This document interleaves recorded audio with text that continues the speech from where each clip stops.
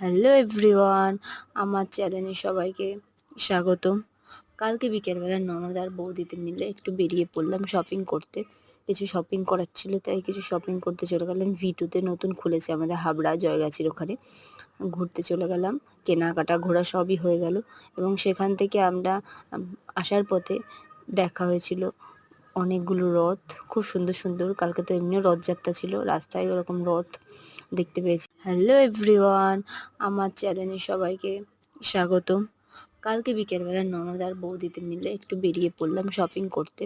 কিছু শপিং করার ছিল, তাই কিছু শপিং করতে চলে গেলাম ভি2-তে। নতুন খুলেছে আমাদের হাবড়া জয়গাছির ওখানে।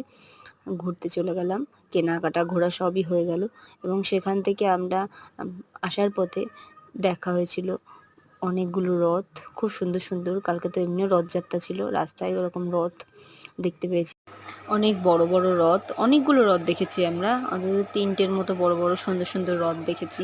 সেখানে কিছু প্রদর্শনীয় জিনিস ছিল, সব নাচতে নাচতে যাচ্ছিল সেজে গুজে, বাজনা ফাজনা নিয়ে। দেখছিলাম দাঁড়িয়ে দাঁড়িয়ে, আর প্রচুর ভিড় ছিল এবং রথের দড়িও টেনেছে, আমার ননদ দড়ি টেনেছে। বললে রথের দড়ি টানা বলে খুব ভাগ্যবান, খুব ভালো হয়। দেখি ও রথের দড়িও টেনেছে, সেখান থেকে প্রসাদও নিয়েছি আমরা, প্রসাদ পেয়েছি।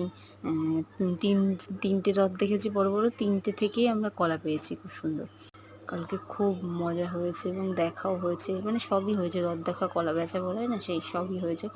এবং আসার ভিড়ও ছিল এবং দেরি হচ্ছিলো, যার জন্য মেয়েকে বাড়ি রেখে গেছিলাম এবং ওখান থেকে এসেছি। তার আগে আমরা এখানে রথ নিয়ে বেরিয়েছিলাম, আমার মেয়ে, আমি, আমার শাশুড়ি, সবাই মিলে আরও ননদও ছিল, 4 জনে মিলে বেরিয়েছিলাম।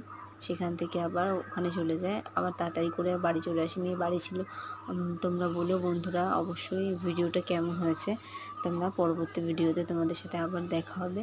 আর ভিডিওগুলো ভালো লাগলে কমেন্ট, লাইক, শেয়ার সব করে দিও। আর অবশ্যই চ্যানেলটাকে সাবস্ক্রাইব করে দিও তোমরা।